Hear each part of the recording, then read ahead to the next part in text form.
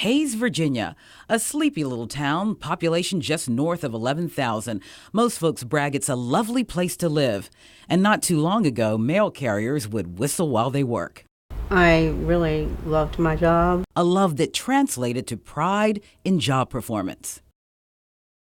One guy told me, he said, I can set my clock by what time you come every day. But then came the day when the letter carriers could set their watch by the number of times they would be verbally abused.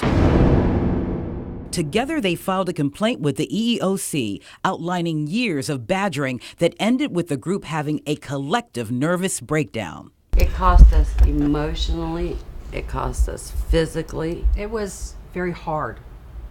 I don't want to cry now. It was very emotional. Testimony outlined in the lawsuit noted that one or more of the female workers were, quote, crying almost every day because of the male coworkers' harassment. The comments that he made, it just made me cringe. I had a sister who was dying, and he made a comment. He says, well, I just wish she'd hurry up and die, or she's faking it. Candy's sister died a short time later. The events outlined in the lawsuit reveal repeated events that rose to the level of a hostile working environment, including turning down the heat at the post office building to sexually harass them. Cat said that he wanted to see all the different headlights. He meant our nipples.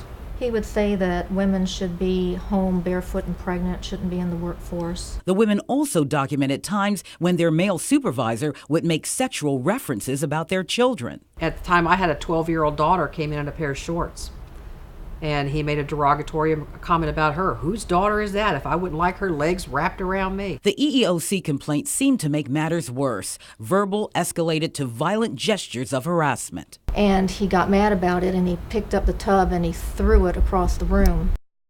And it scared us. And then, according to Nina, came the threats. If he were to go postal, that he would inject somebody with some type of cocaine. We just couldn't understand, and the postmaster didn't do anything about it. The final straw came after what they describe as acts of workplace sabotage. He would hide mail. As rural carriers, they were responsible for sorting and delivering their mail on their respective routes. He held back a full tray of first-class mail on me one day, and I didn't find out about it till I got back after delivering my route. He had hidden it. He was doing things that could get us fired. It came to a head in March of 2008 when the women say they arrived at the post office only to find their mail scattered in a mass of chaos and disorder.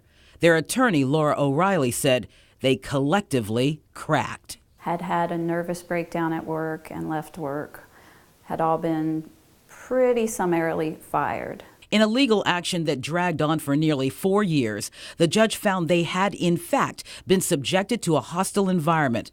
They got justice.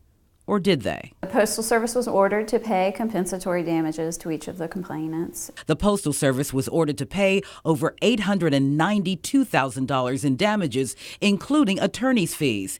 And they were directed to adhere to the anti-harassment rules that are posted in plain sight at every post office.